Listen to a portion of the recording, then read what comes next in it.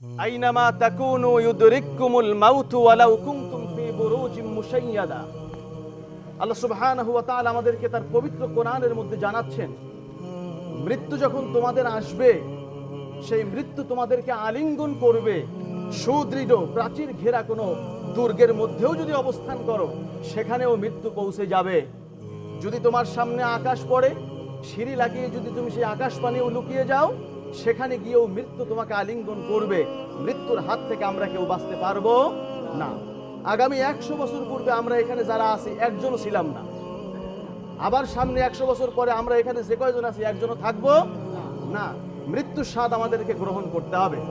বিশ্বনবী সাল্লাল্লাহু আলাইহি ওয়াসাল্লামের কাছে বনু সালামা গোত্রের এক ব্যক্তি এসে রসুলকে প্রশ্ন করলেন, ইয়া রাসূলুল্লাহ, পিতামাতা মারা যাওয়ার পরে তাদের জন্য করার মতন কি কিছু আছে? তাদের কি কোনো খেদমত বা কোনো কিছু আমরা করতে পারি?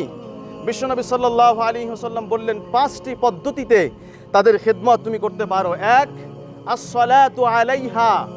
যখন তোমার পিতামাতা মারা যাবে, আপনজন মারা যাবে, তখন তোমার উপরে দায়িত্ব হচ্ছে তার জানাজার সালাতটা আদায় করা।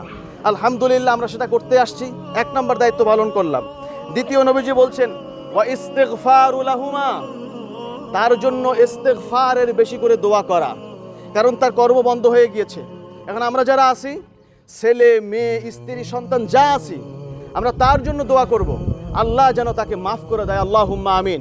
2 নম্বরে যেটা আমরা করতে পারি মৃত ব্যক্তিদের জন্য, নবীজি বলছেন, ওয়া ইনফাদু আহদিহিমা মিন বাদিহিমা। নবীজি সাল্লাল্লাহু আলাইহি ওয়াসাল্লাম বলেছেন, মৃত ব্যক্তি যদি কোনো ওসিয়াত করে যায়, কোনো ওয়াদা অঙ্গীকার করে যায়, ওয়ারিস যারা, তার সম্পত্তিতে ভাগ বসায় যারা মৃত্যুর পরে, তারা তার এই ওয়াদাগুলো পালন করবে। যদি কোনো ভালো ওয়াদা করে যে আমি মসজিদে 5,000 টাকা দেব, আমি মাদ্রাসায় দেব, বা আমি এতিমদেরকে এইটা করে দেওয়ার ইচ্ছা ছিল, বা জনকল্যাণমূলক এইটা করতে চাইছি, ওয়াদা করে গেছে, কিন্তু সে জীবদ্দশায় হায়াতে পায় নাই, এই আপনজন যারা আছে তারা এই ওয়াদাটা পূর্ণ করবে। এটা হচ্ছে তাদের উপর দায়িত্ব। 3 নম্বরে। 4 নম্বর হচ্ছে ওয়াসিলাতুর রহিমিল্লাযী লা তুসা ইল্লা বিহিমা। নবীজি বলেছেন, তার আত্মীয়দের সাথে তুমি সম্পর্ক অটুট রাখবে। মানে পিতা মারা গেলে, মাতা মারা গেলে, তাদের যে রক্ত সম্পর্কিত যতদূর যায়, এই পিতার সম্পর্ক যতদূর যায়, ছেলে মেয়ে আপনজন তারা এই সম্পর্কগুলো রক্ষা করবে, সম্পর্ক যেন নষ্ট না হয়। কেন বলছি? কারণ আমাদের দেশে দেখা যায়, বাপ মারা গেলে চাচা ওই বাপের গোষ্ঠীর কেউ আর খোঁজ খবর নেয় না, সম্পর্ক নষ্ট হয়ে যায়। আবার মা মারা গেলে মায়ের গোষ্ঠীর কেউ থাকে না, সম্পর্ক নষ্ট হয়ে যায়। এটা যেন না হয়, নবীজি বলেছেন মৃত্যুর পরেও তাদের সঙ্গে রক্তের সম্পর্ক অটুট রাখতে হবে। 5 নম্বরে যেটা নবীজি বলেছেন, ওয়া ইকরামু সাদিকিহিমা।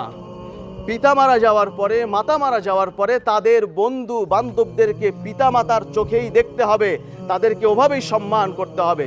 পিতার যে বন্ধু আছে, মায়ের যে বান্ধবী আছে, বন্ধু বান্ধব যারা, তাদের সঙ্গে যাদের ওঠা বসা ছিল, তাদেরকে সম্মান করতে হবে, তাদেরকে ভালোবাসতে হবে, তাদেরকে হাদিয়া তোহফা দিতে হবে, তাদেরকে পিতা মাতার সম্মানে সম্মানিত করতে হবে।